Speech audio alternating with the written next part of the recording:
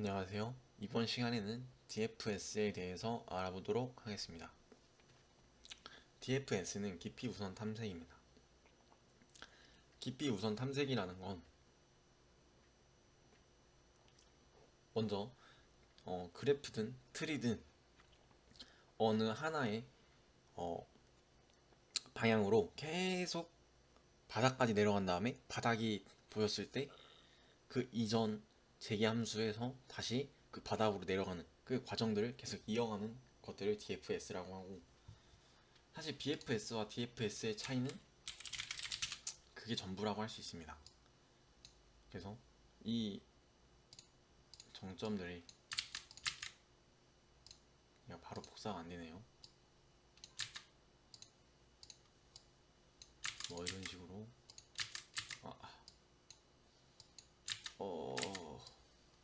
있다고 했을 때 얘에서 얘로 먼저 진행하고 얘에서 먼저 진행하고 더 이상 바닥이기 때문에 갈 곳이 없을 경우에 이 이전 재기함수 넘어가서 바닥을 찍고 이런 과정을 거치는 것이 DFS라고 할 수 있습니다. 그래서 이 위의 값들에 대한 거를 먼저 처리하지 않고 이 하나씩에 대한 데이터를 처리하기 때문에 이 문제를 풀 때는 이런 진행 과정에 맞춰서 문제를 푸시기 바라겠습니다. 사실 이거에 대한 어떤 건 재기함수, 어떤 건 DFS, 아니 어떤 건 DFS, 어떤 건 BFS를 써라 라고 얘기하는 건 솔직히 그거는 경험에 의한 것이고, 이런 것들을 그냥 바로 판단하기 위해선 문제를 많이 풀어보는 방법밖에 사실 없습니다. 그렇기 때문에 문제를 풀 때 항상 이런 과정 속에 있다라는 걸 인지를 하고 문제를 푸셔야 좀 더 쉬운 이해를 도울 수 있습니다. 그래서 예를 들면 재기 함수에 대해서 익숙하지 않은 분들은 이런 식으로 푸문처럼 생각을 하면 정말 문제는 미궁 속으로 빠지게 되겠죠. 그렇기 때문에 DFS의 진행 방향, 진행 방식, 어떤 게 먼저 실행되고 어떤 게 나중에 실행될지에 대해서 이해를 하게 되면 나중에 DP를 풀든 어떤 재기함수를 사용한 문제를 풀 때 굉장히 도움이 될 것입니다. 그래서 제 결론적으로 얘기하고 싶은 것은 사실 깊이 우선 탐색이라 해서 깊이를 먼저 찍고 나온다의 의미보다는 그냥 완전 탐색을 한다, 모든 정점에 도착을 해서 어떤 처리를 한다 라는 것에 큰 의미를 두고 싶네요. 처음에는 첫 시작이니까. 그래서 우리는 n개의 그래프를 만들 것이고 그 n개의 정점을 가진 그래프를 만들 것이고 그 그래프를 모두 순회하는 DFS 소스 코드를 짜보도록 하겠습니다.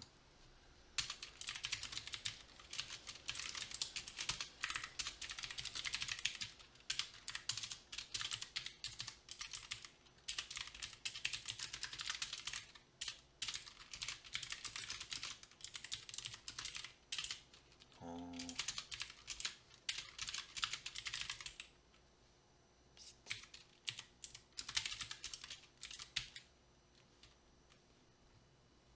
그리고 벡터는 제가 이전 시간에 만들었던 그 벡터의 모양이 이런 식으로 되겠죠. 전 사실 이런 방식을 선호하기 때문에 이렇게 사용하겠습니다. 다른 분들은 벡터의 다른 방식을 사용하셔도 되고 2차원 그래프를 사용하셔도 됩니다. 여튼 제가 뭘 쳤는데 뭐냐? DFS입니다. 그리고 DFS가 끝났습니다. 이게 DFS예요, 여러분. 주변에 PS를 하시는 분들이 이거 DFS 이렇게 써, BFS 이렇게 써. 근데 코딩을 하고 있지만 개발만 하신 분들은 DFS를 사용하실 일이 없습니다. 저도 개발을 하면서 DFS를 사용한 적이 없습니다.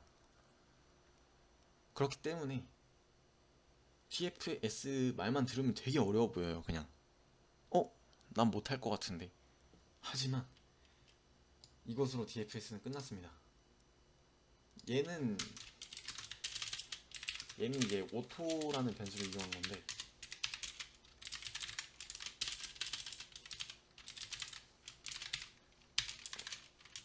얘랑 같다고 보시면 됩니다. 얘 A라는 것은 이 VS의 I, 즉 VS에 들어있는 아이템들 각각을 얘기하는 겁니다. 이 A는, 여기서 A는. 그래서 VS에 들어있는 각각의 아이템들을 순회할 거고, 그 아이템들이 비지드로 체크가 안 돼 있다면 다시 다음 DFS로 넘어가겠다라는 것입니다. 이게 이 의미가 왜 크냐면, 뭐 저는 사실 이거를 그냥 당연한 DFS 요소라고 생각했는데 어떤 분들은 이걸 백트래킹이라고도 얘기를 하더라고요. 근데 백트래킹이라고 얘기를 할 수 있겠죠. 왜냐면 이미 순회한 것들을 다시 가면 안 되겠죠. 그러니까 완전 탐색이라는 것은 얘가 A라는 정점에 도착했을 때 이미 A가 할 수 있는 모든 것을 다 하고 왔어요. 근데 다시 A로 간다? 그럼 뭘 더 할 수 있을까요? 이미 A에 간 순간 A로부터 갈 수 있는 모든 것을 다 갔는데 다시 A라는 정점에 도착을 했을 때 그 A라는 것에 또 새로운 곳을 갈 수 있을까요? 근데 말이 안 되죠. 이미 모든 곳을 갔다고 했는데 새로운 곳이 있을까요?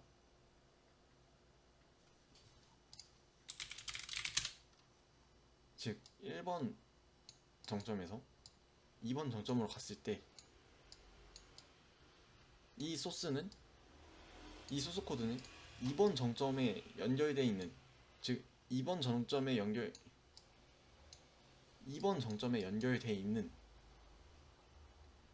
것들을 모두 다 가보겠다, 그 소리죠. 그러니까 예를 들면 여기 2라고 하면 2번 정점에 연결되어 있는 요소들이 A잖아요. 이 A를 다음으로 이동하겠다. 즉 2번 정점에 3번이 연결되어 있으면 3번으로도 가볼 것이고, 4번, 5번, 뭐 6번, 7번, 8번, 그러니까 즉 얘가 갈 수 있는 모든 정점은 다 갈 겁니다. 이런 소스 코드를 의미하게 되는 거죠. 그리고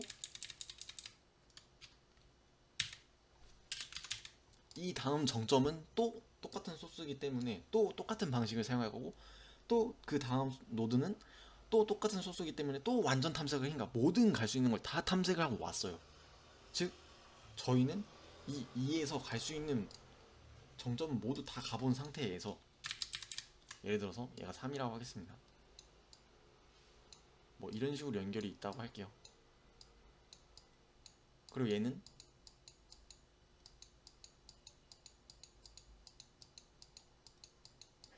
이런 방식의 그래프가 만들어졌다고 했을 때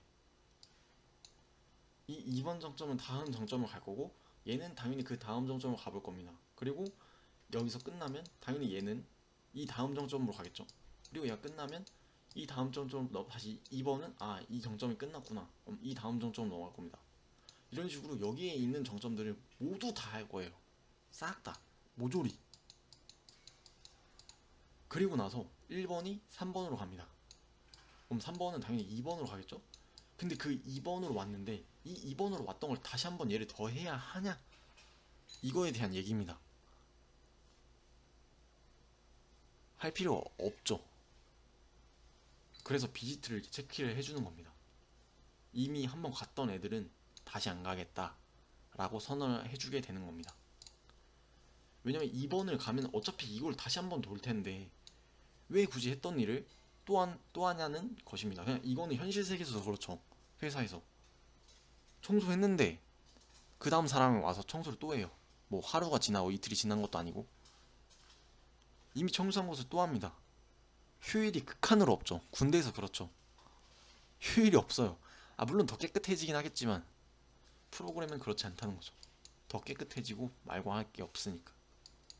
이번 시간에 설명이 굉장히 길었는데, 우선 이런 방식을 통해서 DFS를 진행하게 됩니다.